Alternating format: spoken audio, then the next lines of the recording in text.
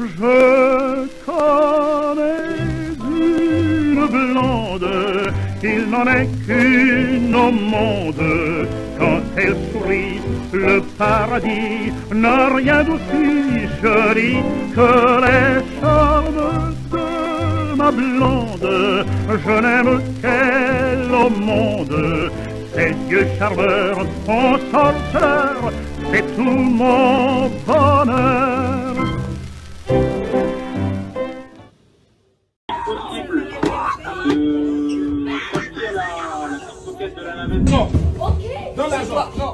C'est quoi? Doucement, doucement. Ok, je lui donne. You money. You money. You money. Yes, your money. I Yes, want your you money. money. You want Paris? Yes. I will call Paris. I did not. Bah ouais, bien sûr. L'acheter. Ah si. C'est toi. Non, mais laisse, c'est bon. Bonnie. Non mais aussi. It's working for you. Bonnie. Non, mais c'est bon, je veux dire pour. Comment ça c'est bon? Il dit il veut. Voilà, c'est bon. C'est les jeunes, Ah les d'accord. jeunes. Je parlais pour les jeunes, je parlais pas. Non, non. Ah, mais il fait. Bonnie. Non, il a Non, volé. non, elle a rien parlé. Elle a rien Il a volé, il a tiré. volé. Non, il a volé, il veut appeler la police. Non, parce que comme elle m'a bousculé, moi j'ai fait ça, mais le monsieur il n'a pas sorti, c'est elle qui est passée. Et selon mon tour, c'est la question de les équipes de police est en train d'intervenir.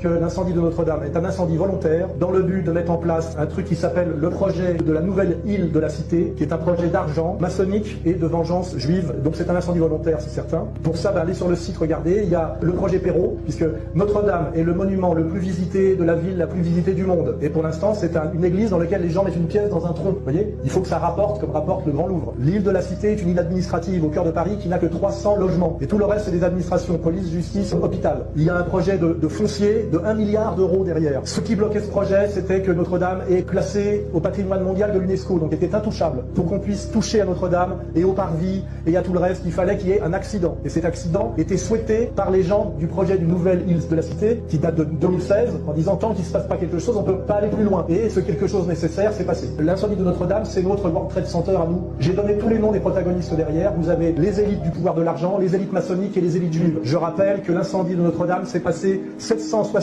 ans exactement après que Saint-Louis ait ordonné l'autodafé des Talmuds dans la cour de Notre-Dame et que les rabbins israéliens n'ont pas manqué de dire que c'était une vengeance et un châtiment divin pour avoir brûlé les Talmuds. Donc vous pouvez prendre le dossier par tous les bouts, c'est un dossier criminel. Et ce qui le prouve, c'est que la personne qu'on a nommée à la tête de l'enquête officielle est un militaire des services qui a immédiatement dit que c'était un problème de court-circuit électrique ou de mégots, alors que tous les spécialistes savent que c'est impossible d'enflammer des poutres de chêne qui ont des siècles, qui sont aussi difficilement inflammables en fait que des poutres en béton. Voilà. Et il y a une espèce de silence gêné et même terrorisé de tous les spécialistes qui savent très bien que le dossier pue, mais ce qui veut dire que dans le calendrier, on va dire, sataniste oligarchique, on arrivait à un tel point de puissance, de mépris et de certitude, de non-contestation, qu'on a été capable de mettre le feu à Notre-Dame de Paris, qui était le symbole de la catholicité française. Et le prélat catholique de Notre-Dame, la première chose qu'il a fait quand l'incendie était encore allumé, c'est de remercier, on ne sait pas pourquoi, le grand rabbin de France,